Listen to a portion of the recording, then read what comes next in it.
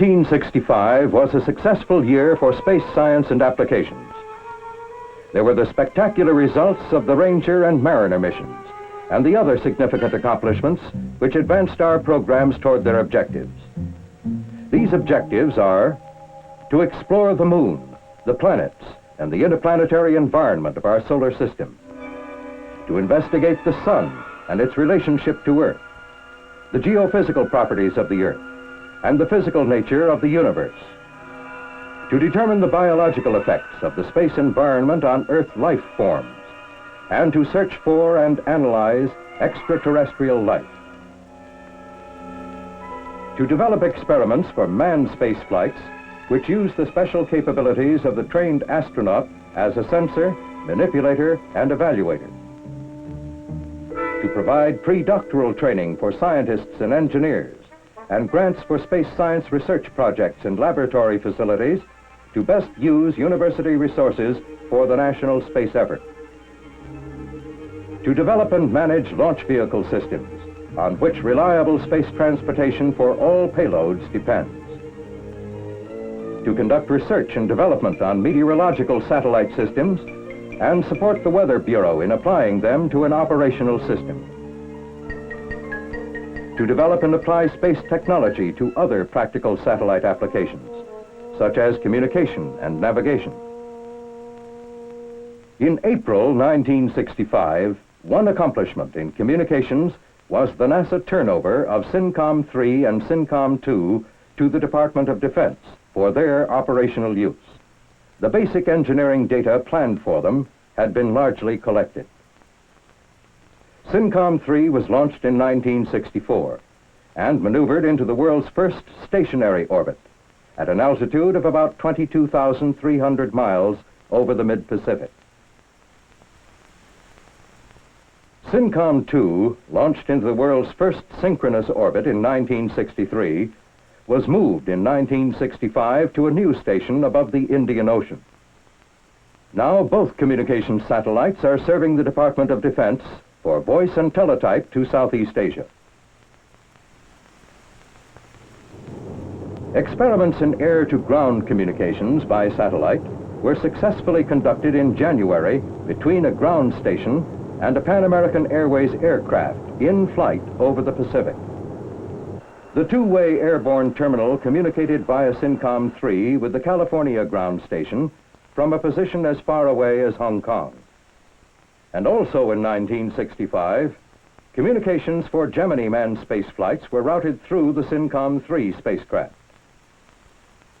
Early Bird, the first commercial communications satellite, was launched by NASA in April for the Communications Satellite Corporation on a reimbursable basis. The payload was a direct outgrowth of SYNCOM developments. The first Early Bird inaugurated live transatlantic programs in April. It also made possible the live television transmission of the Gemini 6 and Gemini 7 recoveries from aboard the carrier Wasp. This used the type of transportable ground station first developed for NASA's communications satellite program. In 1965, the first prototype model of an applications technology satellite was produced under the direction of Goddard Space Flight Center. This program is a major NASA effort in communications, navigation, and meteorology. It is concerned with the advanced technology of gravity gradient and spin-stabilized orientation systems. It will also be used for antenna research and the determination of environmental effects on components. Technology experiments for the first flights have been selected, and initial flight is scheduled for 1966. Most significant accomplishment of the meteorological program in 1965 was Tyros 9, which rolls through space like a cartwheel, taking weather pictures of the entire world each day. The Delta vehicle, used in launching Tyros 9, has successfully launched 31 satellites in 34 attempts. This includes a remarkable record of 22 successful launches in a row. Once in orbit, ground commands triggered the delicate turning maneuver which put Tyros 9 over on its side. Tyros 9 was put into a nearly polar orbit over the rotating Earth so that it can photograph the entire world each day. The satellite was programmed to take 400 pictures daily. Each day's coverage is converted to nepanalysis maps, which show the storm fronts all over the world. These are made available to weather forecasters for their analyses. The wheel configuration of Tyros 9 will be used in the series of operational satellites developed by NASA for the Weather Bureau. This system will be known as TOS. Some satellites will carry cameras for automatic picture transmission to small receiving stations all over the world. Others will carry an advanced Vidicon camera with tape storage to send back its global observations to the United States. In July, NASA launched Tyros 10 for the United States Weather Bureau. This latest Tyros joined Tyros 7, 8, and 9 in space and marked the first time that 4 weather satellites were operating simultaneously. In September, all 4 storm trackers photographed Hurricane Betsy, making it the best followed hurricane in history. Tyros 7 entered its 3rd year of operation, 4 times the expected lifetime for a weather satellite. Another use for Tyros was weather monitoring before and during the 8-day Gemini 5 manned spaceflight. Because of a Tyros-based forecast of impending storms in the recovery area, the mission was shortened by 1 orbit. Nimbus is now the focus of advanced research and development in the meteorological program. Work on the 2nd flight model continued throughout 1965 under the direction of Goddard Space Flight Center. Scheduled for launching in 1966, Nimbus will carry both daytime and nighttime camera systems. An attractive feature of the next Nimbus will be the ability of small, relatively inexpensive ground stations to receive live pictures during the daytime as well as infrared pictures at night. 1965 has seen notable accomplishments in the lunar and planetary programs. These include the completion of the successful Mariner mission to Mars, the first flight of the new Pioneer series of interplanetary missions, and the success of the last 2 Ranger photographic missions to the Moon. The extraordinary pictures sent back from the successful Ranger 7 mission caused substantial modifications in earlier theories about the Moon. They resulted in lunar maps and models of an accuracy and scale to within a few feet. The area within the sea of clouds which Ranger 7 photographed was renamed Mare Cognitum, the known sea. Ranger 8 target areas were re-evaluated according to Ranger 7 findings. It was launched in February from Cape Kennedy by an Atlas Agena.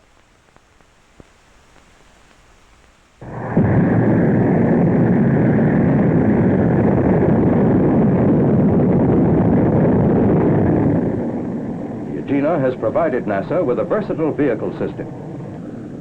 Since the beginning of 1964, 10 out of 11 launches were successful. The Ranger 8 mission achieved its objectives. Not the least of these was the further qualification of the sophisticated and highly accurate guidance and command systems, and of camera technology. These systems performed at their peak when Ranger 9 was launched successfully in March. As it approached the Moon, it sent back from its 6 cameras more than 5,800 pictures of the lunar surface. Here is a speeded-up sample. Ranger 9 marked the completion of the successful program managed by Jet Propulsion Laboratory for NASA. We have learned a great deal from this program about the topography of several lunar areas. For example, we know that the lunar surface within a crater like Alphonsus is remarkably similar to the surface of Mare Tranquillitatis and Mare Cognitum, photographed by earlier Rangers. If firm enough, these surfaces may be suitable for the landing of the unmanned Surveyor and the manned Lunar Excursion Module. The dark halos around the small craters in Alphonsus suggest past or present volcanic activity. The spectacular final photos of the Ranger 9 approach to Alphonsus were seen live on television by millions of Americans as they were taken. They had a resolution of better than 1 foot just before Ranger 9 impacted, within a mile of the target. Continuing study of the moon's topography will be accomplished by Lunar Orbiter. In 1965, a prototype model was completed and began testing. First Lunar Orbiter flight is scheduled for 1966, using an Atlas Agena D launch vehicle. Photographic reconnaissance will be its prime task, and there is considerable flexibility in the way the photographs can be tied together.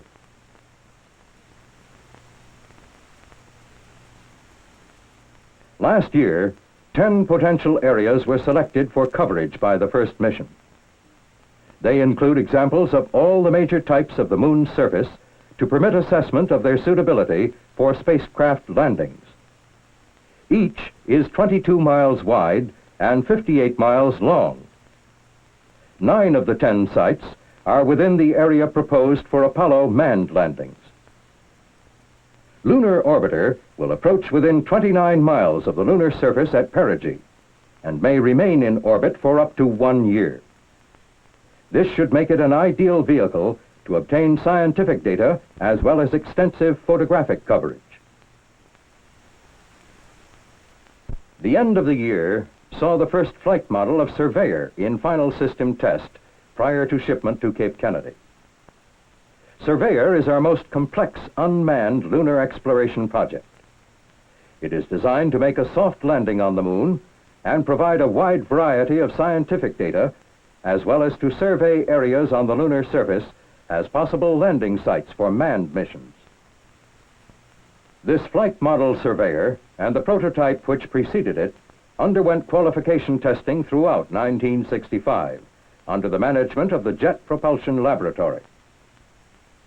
The spacecraft was subjected to vibration tests. It went into a simulated space environment in the solar thermal vacuum chamber. With its ground support equipment, the prototype was shipped to Cape Kennedy. Here, it was used to check out launch facilities and procedures. Then it moved to Goldstone Tracking Station in the California desert. Here, it underwent compatibility testing with NASA's Deep Space Network. On November 22nd, a most significant milestone was passed in the Surveyor program. A T-2N terminal descent test vehicle performed successfully in a combined tether and descent test at Holloman Air Force Base, New Mexico. Prime objectives were to verify the soft landing capabilities of the Surveyor spacecraft and evaluate critical flight parameters in the velocity sensor, flight control, and vernier engine subsystems. You will note that once the vehicle was released from the balloon, there was no discernible displacement in pitch, yaw, or roll. This stable descent attitude was maintained by the constantly varying thrust output of the throttle-controlled engines, responding to the commands of the flight control subsystem. After release, the vehicle automatically adjusted to the planned descent trajectory until a constant descent rate of 5 feet per second was reached. This constant descent rate can be seen as the time when the stabilizing chute fell to the side of the vehicle. In effect, the spacecraft made a simulated lunar surface landing and was recovered by parachute at an altitude of 500 feet. From this first successful performance of the model, we can conclude that the design is adequate to guide the spacecraft to a gentle landing on the moon. The system will, however, undergo further testing. Many problems, managerial and technical, were overcome during this year of qualification and test. Now, a Surveyor spacecraft is nearing flight acceptance for the first mission in the most difficult project yet undertaken in the Space Science and Applications Program. Centaur, launch vehicle for Surveyor, has completed the first phase of its development program with a successful launch in August, carrying a Surveyor dynamic test model.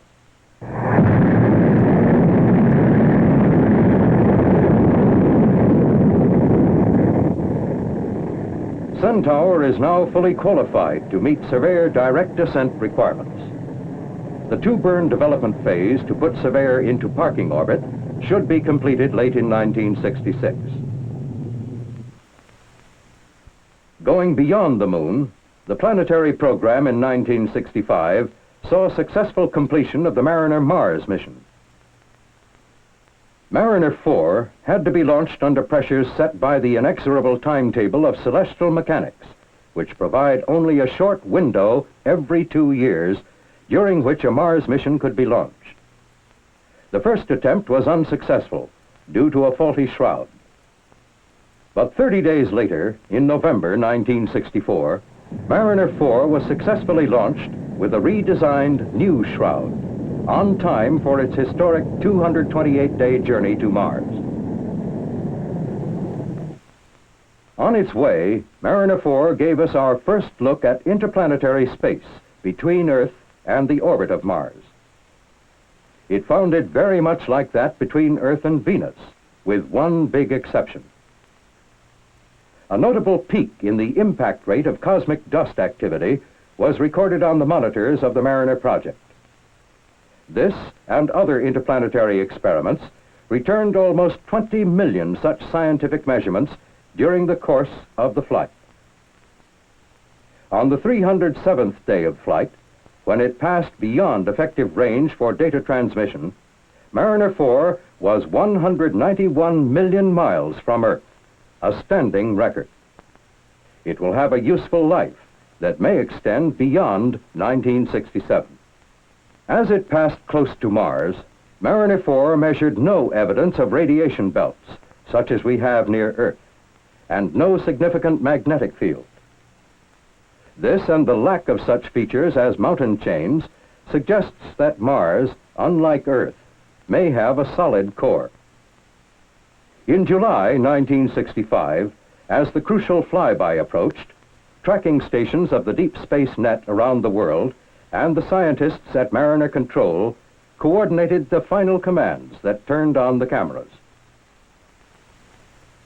At a range of 10,500 miles, Mariner 4 began to take its pictures. There were 22 in all, and they would cover 1% of the surface of Mars. The picture data were stored on magnetic tape for later playback to Earth. As the spacecraft moved behind Mars, changes in the radio signals passing through the atmosphere of Mars were recorded. This occultation experiment showed the Martian atmosphere to be very thin and revealed the existence of an ionosphere. Picture information in digital form started to come in at 6 a.m. Pacific Daylight Time on July 15, 1965. Converted to shades of gray, this is what the first picture looked like. A revelation comparable to Galileo's first view of the moon through a telescope. There were 22 pictures taken, the last at a range of 7,500 miles.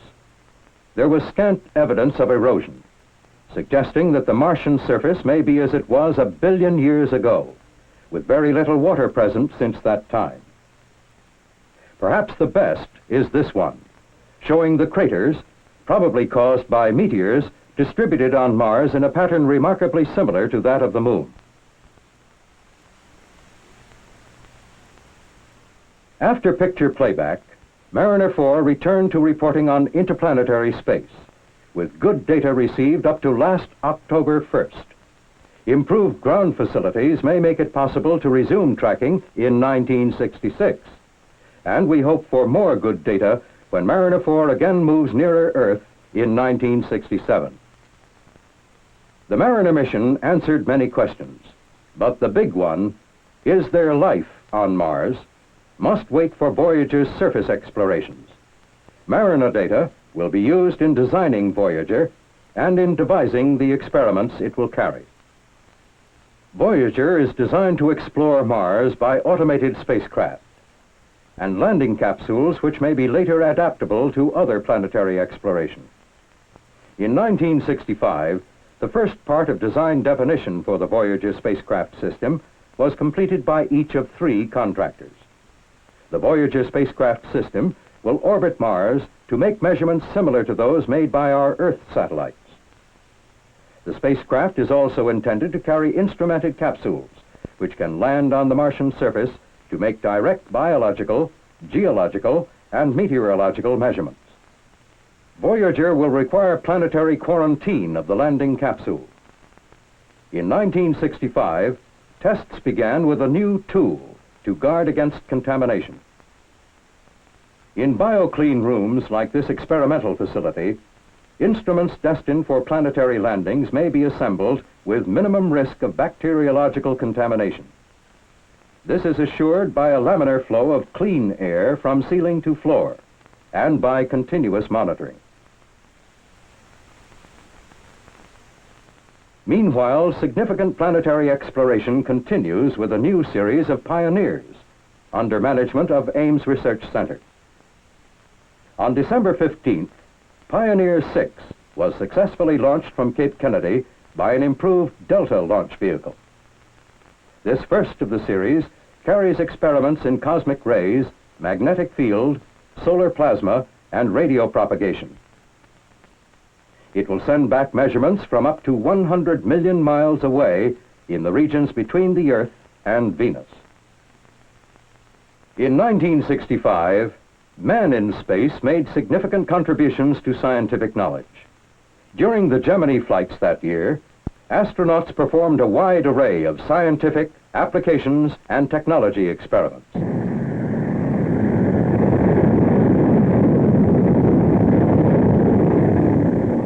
Most spectacular has been the color photography from the Gemini spacecraft.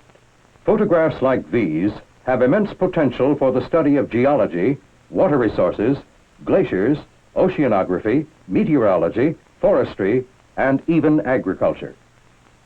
Physiological and biological experiments, in which the astronauts were either subject or experimenter, demonstrated effects of the space environment on man and other forms of life.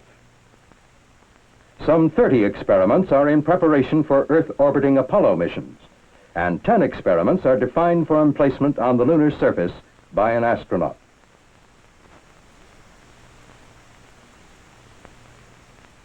These future manned space experiments will require specialized scientific training. In 1965, 5 scientist astronauts were selected and started their training.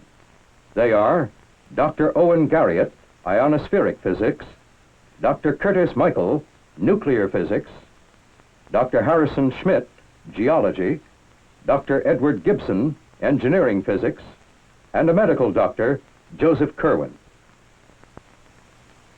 Many projects within the complex bioscience program relate to manned space flight, lunar and planetary exploration, or deep space probes.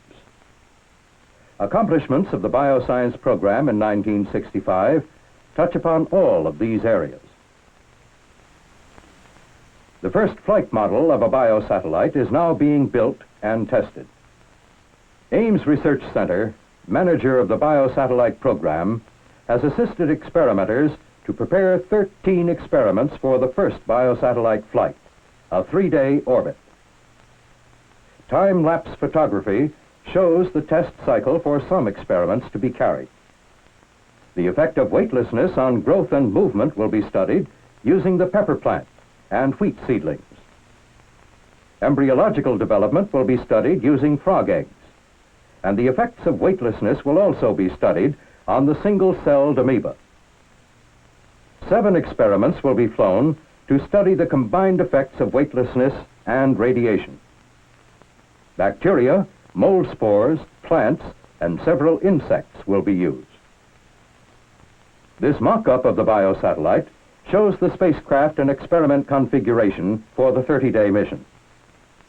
In addition to the 3-day flights, the biosatellite will orbit the Earth for periods of 21 and 30 days to determine the effects of the space environment on human cells, rats, plants, and monkeys.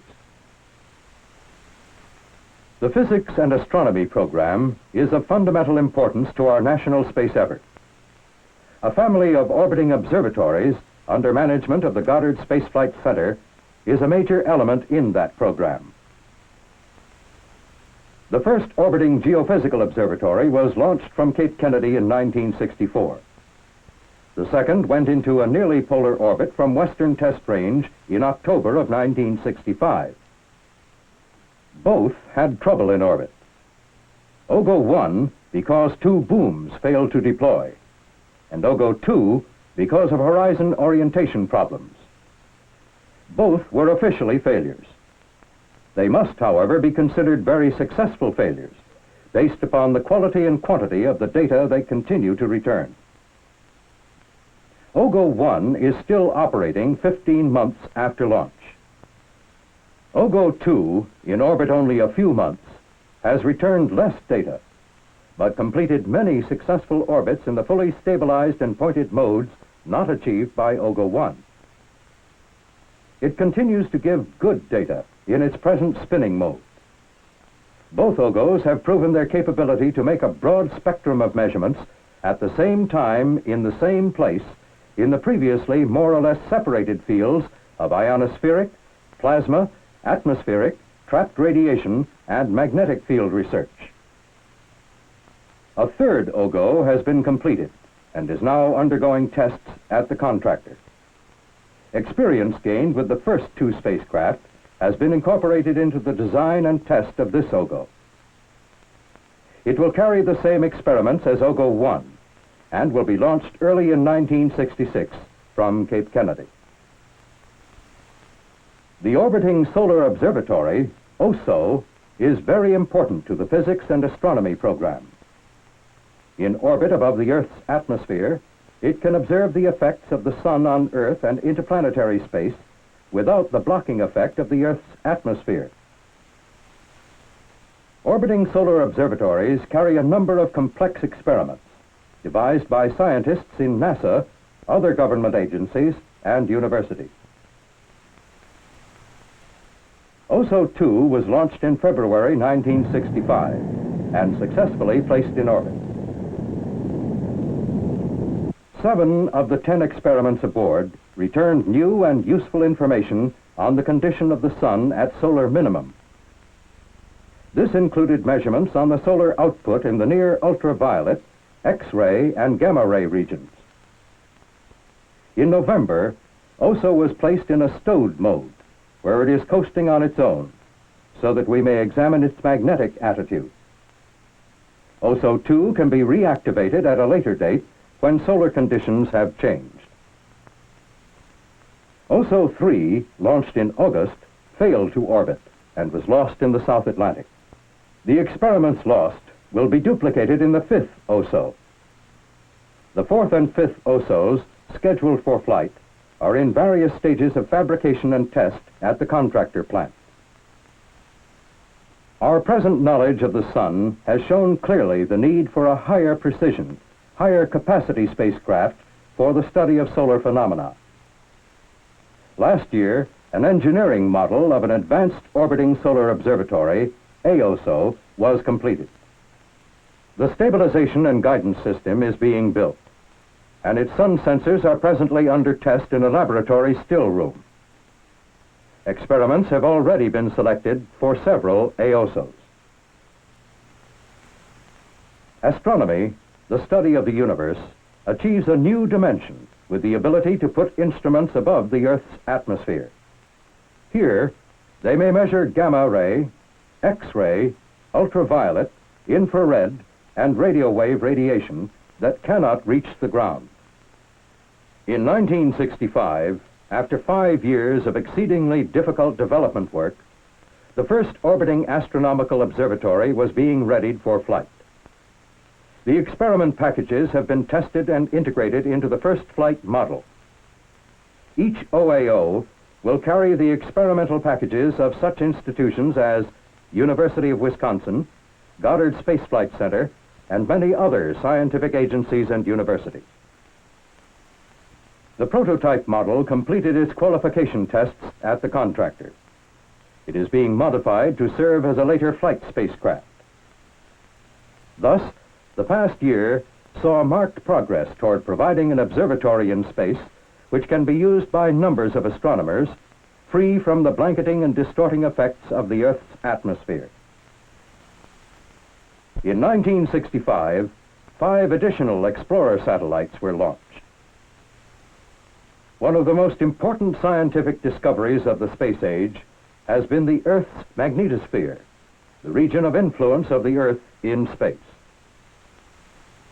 It was suspected from the results of experiments carried by early Pioneer and Explorer satellites, and confirmed by Explorer 14 and the first interplanetary monitoring platform, IMP.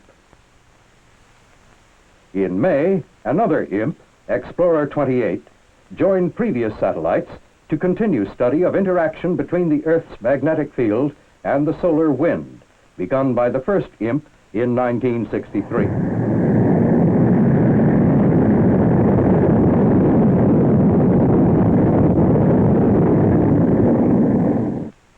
In particular, they are exploring the shock wave and transition region on the sunward side of the magnetosphere, and the extended tail with its neutral magnetic sheet on the night side of the magnetosphere. In April, a Beacon Explorer 27 was put in orbit. It is measuring the Earth's gravitational field through Doppler tracking. In addition, its transmitters provide to observers in 36 nations synoptic data on the electron content of the atmosphere.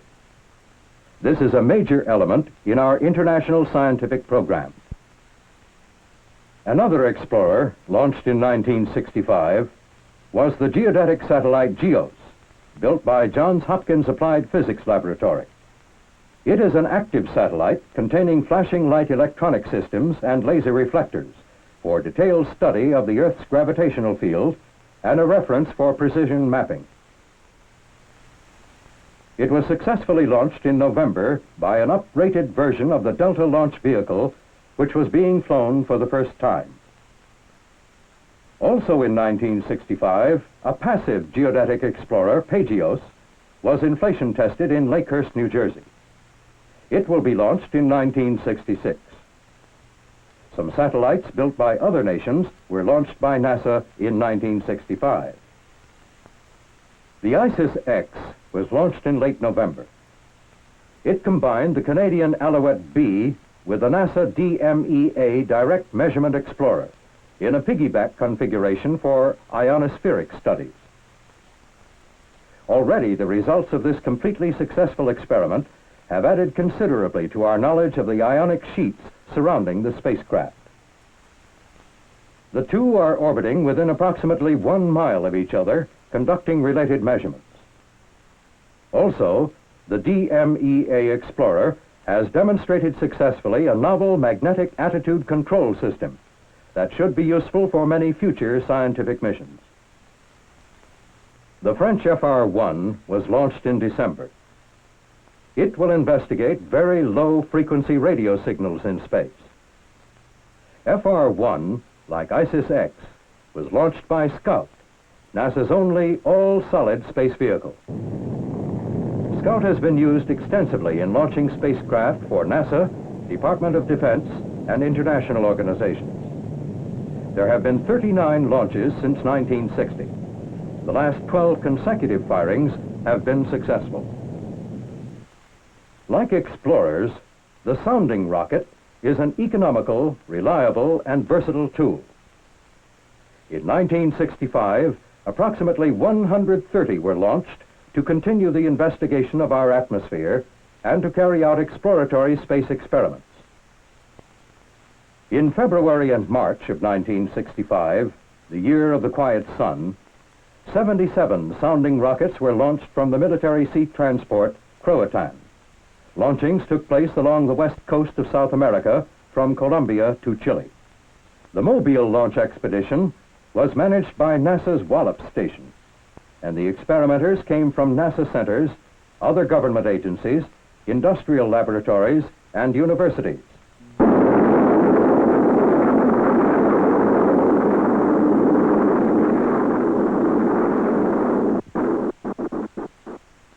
scientists and government officials were welcomed at many of the ports visited. Over 95% of the launches were successful. The most important of the scientific accomplishments was the ability to conduct our first rocket measurements of the ionosphere from equatorial regions.